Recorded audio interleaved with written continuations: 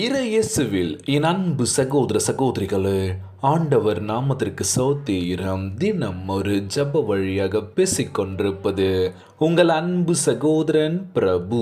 எப்படிங்க இருக்கீங்க? இன்றைய நாள் எப்படிங்க போச்சு? உங்களுக்கு மகிழ்ச்சியாக இருந்தீங்களா? எப்போவுமே சந்தோஷமாக இருங்க. என் அன்பு சகோதர சகோதரிகளே, நீங்கள் எப்படி உங்களை நேசிக்கிறீங்களோ அதே போல் தான் மற்றவர்களையும் நம்ம நேசிக்கணும்ல. அம்மாவா இல்லையா? ஆமாம் பிரதர், நான் அளவுக்கு அதிகமான அன்பும் பாசத்தை கொடுக்க தயாராக தான் இருக்கேன். ஆனால் கொடுத்தது என்னவோ தெரியல, இன்றைக்கி ஏமாந்து போய் நிற்கிறான். எல்லாரும் என்னை ஏமாற்றிட்டாங்க, நான் தான் முட்டாளாக வாழ்ந்துட்டேன் அப்படின்னு சொல்லி நீங்கள் எத்தனை பேர் என்ன பண்ணுவாங்க? புலம்பிட்டு இருப்பாங்க. அம்மாவா இல்லையா? நான் தான் என்னவோ இப்படி இருக்கேன்னு நினைக்கிறேன், மற்றவங்களும் என்ன மாதிரி இருப்பாங்களாம். நம்ம வாழ்க்கையில் ஒன்று மட்டும் தெரிஞ்சுக்கணுங்க, எல்லாருமே நம்மள மாதிரி இருந்துருவாங்களாம். நல்லது செய்கிறதோ, நம்ம உண்மையாக இருக்கிறதோ, ஒரு சில உதவிகள் கேட்டால் நம்ம முன் வந்து பண்ணுறதும் எல்லாமே பண்ணியிருப்போம். ஆனால் நம்ம ஒரு உதவின்னு சொல்லி கேட்கும்போது ஆள் காணாமல் போயிடுவாங்கள்ல. என்னடா இது, எப்படிலாம் பண்ணோம், இப்படிலாம் இருந்தோம் அப்படின்னு சொல்லி யோசிக்கும் போது, ஆண்டவரே நான் தேடி தேடி ஒவ்வொருத்தருக்கும் சரியா சுற்றி உள்ள எல்லா நண்பர்களாக இருக்கட்டும், இல்லை உறவினர்களாக இருக்கட்டும், அவங்களுக்கு என்ன தேவைன்னு எல்லாமே நான் நிறைவேற்றினேன். ஆனால் எனக்கு ஒரு தேவைன்னும் போது யாருமே வரலையே. கலங்கி நிற்கிறோம்ல. இன்றைக்கி முழு மனசாக நம்ம நம்பி ஏமாந்து நிற்கும் போது அந்த வலியும் வேதனையும் புரியும்ல. நிறைய சொல்லி கேள்விப்பட்டிருப்போம், நீ கண்மூடித்தனமாக நம்புகிற, உனக்கு இப்போ தெரியாது, ஏமாந்ததுக்கப்புறம் தான் தெரியும் அந்த வலியும் வேதனையும். அடா உங்களுக்கு என்னங்க வந்துச்சு, உங்கள் வேலையை பார்த்துட்டு போங்கன்னு சொல்லியிருக்கலாம். ஆனால் ஏமாந்து நிற்கும் போது அன்றைக்கே ஒருத்தவங்க சொன்னாங்களோ, அப்போ நம்ம புத்திக்கு கேட்கலல்ல, தேவைக்கு பயன்படுத்திட்டு தூக்கி எறிஞ்சிட்டு போயிட்டாங்களோ. இன்றைக்கி எத்தனை பேர் வாழ்க்கை இது மாதிரி இருக்குல்ல. தேவைப்படும் போது எப்படிங்க இருக்கீங்க, நல்லா இருக்கீங்களா? ஒரு 5000 தேவைப்படுது, ஒரு அக்கௌண்ட்டில் போட்டு விடுங்களா, அவ்வளோதான். இத்தனை நாள் எங்கெங்க போனீங்க?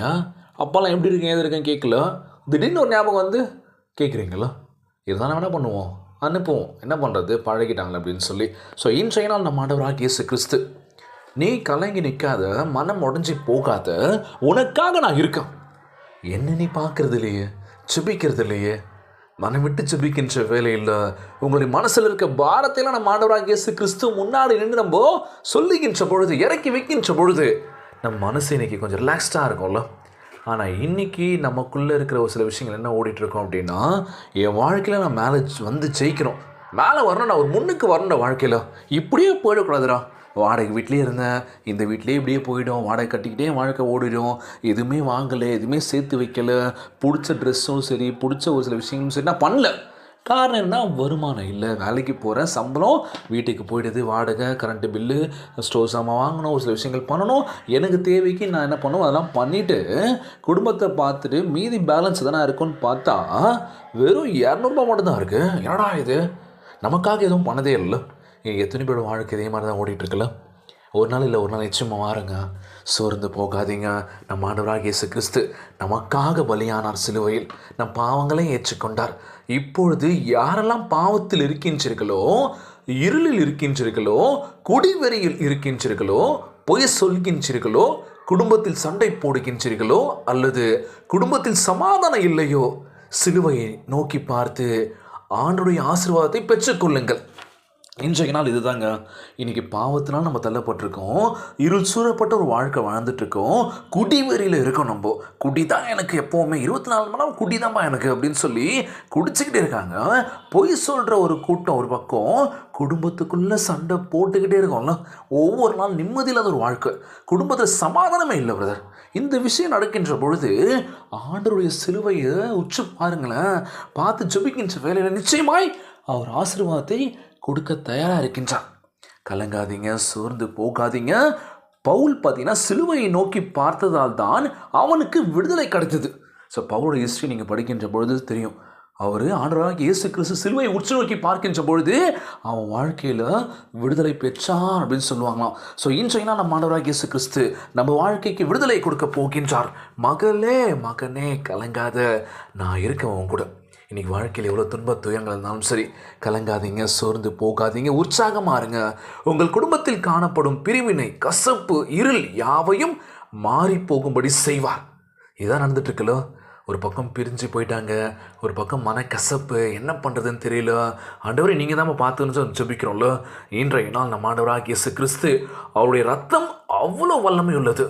கிறிஸ்துவனுடைய அன்பு உள்ளத்திலிருந்து, எப்படி கிறிஸ்துவோடைய அன்பு உள்ளத்திலிருந்து மற்றவர்களுக்கு பிரகாசித்து கொண்டிருக்கின்றது. இன்றைக்கி செய்கின்ற ஒவ்வொரு செயலுமே, ஐயோ பிரதர் நல்லா பேசுகிறான், நல்ல விஷயங்கள் பண்ணுறாருப்பா, அவரை போலவே நம்மளும் இருக்கணும்ப்பா, நல்ல விஷயங்களை கற்றுக்கணும், நல்லதே பண்ணணும் அப்படின்னு சொல்லுவாங்களாம். ஸோ இன்றைய நாள் ஜெபம், நல்ல விஷயங்கள் நோக்கி ஓடிக்கிட்டே இருங்க, வாழ்க்கை சிறப்பாக இருக்கும் அப்படின்னு சொல்லி ஜெபத்திற்குள்ளாக பயணிப்போமா? எங்களை மிகவும் அதிகமாய் நேசிக்கின்ற அன்புள்ள ஆண்டவராகிய இயேசுவே, இன்றைய நாள் வாக்குறுதி வசனத்திற்காக நன்றி ராஜா. ஆண்டவரே, நீர் என் மீது வைத்துள்ள அன்பிற்காக உமக்கு நன்றி உள்ள இதயத்துடன் உம்மிடம் வந்திருக்கின்றன. ஆண்டவரே, என்னை தாழ்மையுடன் உம்மிடம் அர்ப்பணிக்கின்றனப்பா. நீர் எங்களை இருளில் இருந்து, பாவத்தில் இருந்து விடுவித்து எங்களை பத்திரமாய் பாதுகாத்து கொள்வீர் நம்புகிறேன் இயேசப்பா. எங்களுக்காக நீர் சிலுவையில் சிந்தின உம்முடைய விலையேற பெற்ற ரத்தத்தினால் எங்களை பரிசுத்தப்படுத்துவீராக ராஜா. எங்கள் வாழ்க்கையை புதிய சிருஷ்டியாக மாற்றுவீராக. எங்களுடைய பழைய வாழ்க்கையை முற்றிலுமாக மாற்றி புதிய வாழ்க்கையை கொடுக்க போவதற்காக உமக்கு கொடான கொடி சோத்திரங்களை ஏறெடுக்கின்றனப்பா. எங்களை பத்திரமாய் பாதுகாத்து கொள்வீராக ஆண்டவரே. தவறான பழக்க வழக்கங்கள், தவறான விஷயங்கள் நோக்கி ஓடிட்டு இருக்க ஒவ்வொருவரையும் மனமாற்றத்துடன் விடுதலையான ஒரு வாழ்க்கை கொடுக்க வேண்டும் என்று கேட்குறேன் எசப்பா. ஒவ்வொருவரையும் பத்திரமாய் பாதுகாத்து கொள்வீராக ஆண்டவரே. நோய் நொடியினால் அவதிப்பட்டு கொண்டிருக்கின்ற ஒவ்வொரு சகோதர சகோதரிகளை உமது கரங்களால் தொட்டு நோயில் அகற்றி போடுவீராக. உம்மார் கூடாத ஒன்றுமே ஆண்டவரே. எல்லோரையும் பார்த்துக்கோங்கப்பா. ஒவ்வொரு குடும்ப உறவுகளுக்குள்ள ஒற்றுமை கொடுங்க, சமாதானத்தை கொடுங்கன்னு சொல்லி கேட்குற ஆண்டவரே. நீ தான்ப்பா பத்திரமா எல்லோரையும் பார்த்துக்கணும்ப்பா. இன்றைய நாள் ஜெபம் இயேசுவின் விலையேற பெற்ற நாமத்தினாலே ஜெபிக்கின்றேன் நல்ல பிதாவே, ஆமேன் ஆமேன். இயேசுவுக்கே புகழ், இயேசுவுக்கே நன்றி. மரியே வாழ்க. God bless you all.